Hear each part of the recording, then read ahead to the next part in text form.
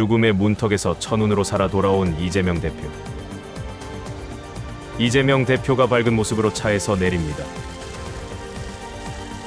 2024년이 시작되자마자 생사를 넘나드는 일을 당했습니다. 경찰은 이상한 행보를 보이더니 서둘러 사건을 종결했습니다.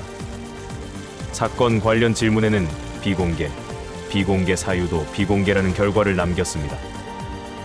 기자들 앞에서 웃는 모습이 너무나 반갑습니다. 환한 모습으로 돌아와 주셔서 감사드립니다. 새롭다고 말합니다. 이제 국회도 새롭고 또 여러분 언론인 여러분들 뵙는 것도 새롭습니다. 조금은 낯설기도 한 것 같고 또 익숙하기도 한 것 같습니다. 세상 모든 사람들이 겪는 이 현실적인 어려움의 그 고통에 비한다면 제가 겪은 이런 일들은 어쩌면 사소한 일이라고 생각이 됩니다. 새해 벽두에 많은 분들 놀라셨을 것 같은데 제게 주어진 그리고 우리 국민들께서 맡긴 책임을 최선을 다해 수행하도록 하겠습니다. 네, 많은 분들 덕분에 다시 출근하게 됐습니다. 고맙습니다. 이재명 대표가 최고위원회에 2024년 처음으로 출석했습니다. 이재명 당대표의 모두 발언이 있겠습니다.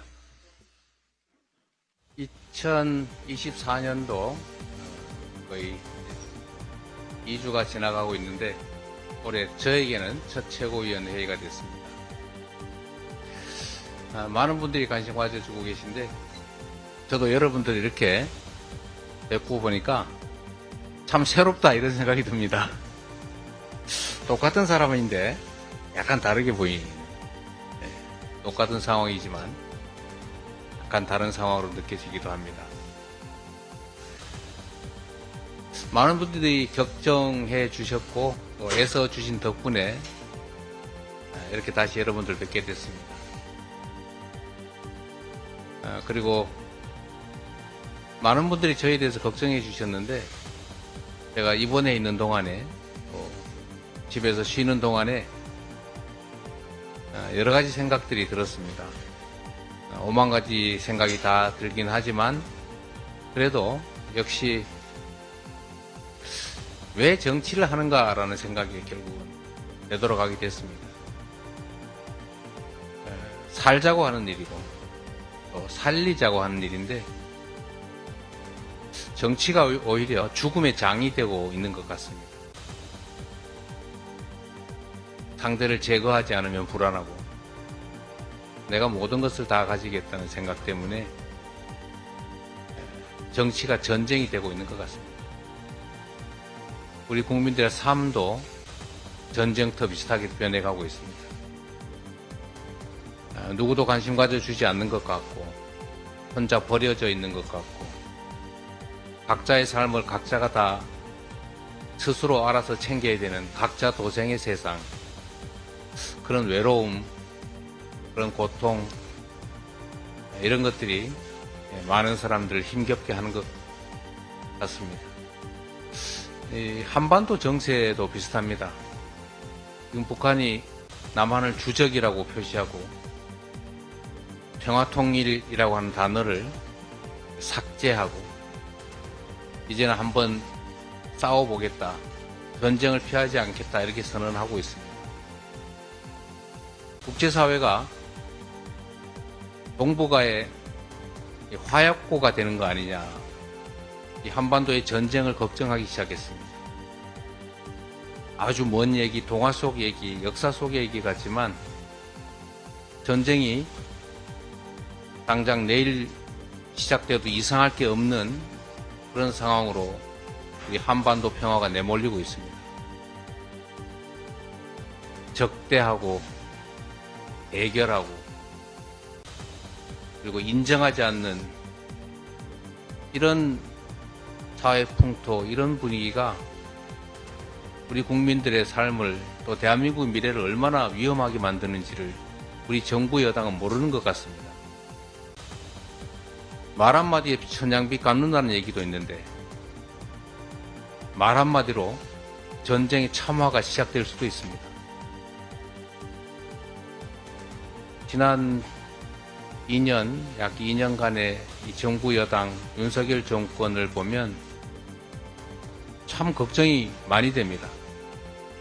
앞으로 이 나라를 과연 어떻게 이끌어 갈 것인지도 걱정이고, 지금 2년간 만들어낸 결과물도 만족스러운 수준을 못 이루는 건 당연하고, 오히려 현 상황을 더 악화시키고 있지 않습니까? 경제도 더 어려워졌고, 안보도 더 나빠졌고, 민생도 더 나빠졌고, 좋아진 건 거의 보이지 않습니다. 모든 국민에게 평등해야 될 법이 특정인에게는 특혜가 되고 있습니다. 똑같은 잣대가 누군가에게는 휘어집니다. 정상적인 나라가 아니라 비정상의 나라로 후퇴하고 있습니다. 수십 년간 정말로 많은 사람들이 피 흘려서 목숨 바쳐 만들어왔던 민주주의도 위기를 겪고 있습니다. 민주주의라고 하는 게 뭐 대단한 것이겠습니까? 국민들의 의사가 존중되는 나라, 국민이 주인으로 대접받는 나라 아니겠습니까? 그런데 국민으로부터 권력을 위임받은 정치인들이, 공직자들이 마치 그 권력이 자신 개인의 것인 양 국민들에게 함부로 휘두르고 있습니다. 권력은 자신의 것이 아니라 맡겨진 것입니다. 선거는 과연 주어진 권력을 제대로 행사하느냐에 대해서 평가하는 것입니다. 잘하면 기회를 더 주고 잘못하면 책임을 묻는 것입니다. 이번 총선이 가지는 의미는 그렇습니다. 지금까지 윤석열 정권이, 정부 여당이 주어진 권한을 제대로 행사했는가, 정당하게 행사했는가, 그리고 그로 인해서 세상을 좀 더 낫게 바꾸었는가, 후퇴시켰는가를 평가하는 것입니다. 이번 총선이 그래서 중요합니다. 지난 2년간 과연 정부 여당이 국민이 부여한 책임을 제대로 수행했는지를 우리 국민들께서 제대로 살펴보고 그에 대해서 판단하고, 잘했으면 상을, 못했으면 책임을 묻는 그런 엄중한 계기입니다.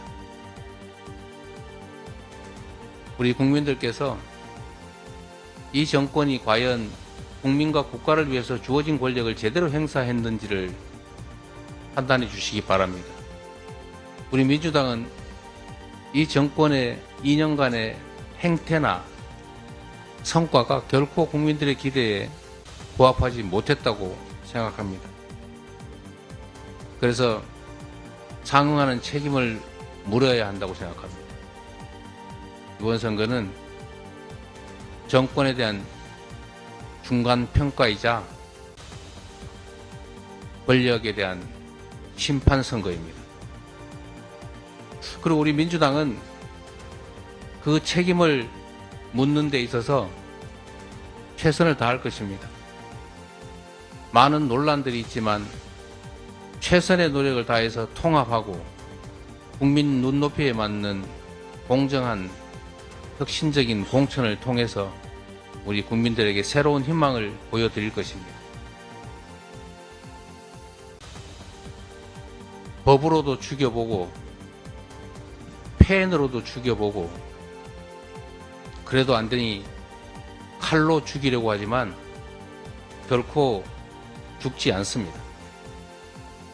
우리 국민들께서 저를 살려주신 것처럼 우리 국민들께서 이 나라의 미래를 이 나라의 주인으로서 책임지고 제대로 이끌어가 주실 것으로 확신합니다.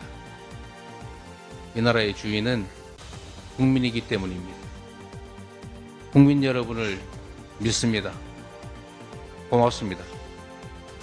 법으로 죽이려고 했고 펜으로도 죽이려 했고, 그래도 안 되니 칼로 죽이려 했습니다. 하지만 이재명은 결코 죽지 않습니다. 이번 총선이 아니면 윤석열 임기 내에 윤석열 폭주를 멈출 기회가 없습니다. 오늘 영상은 여기까지입니다. 시청해주신 여러분 고맙습니다.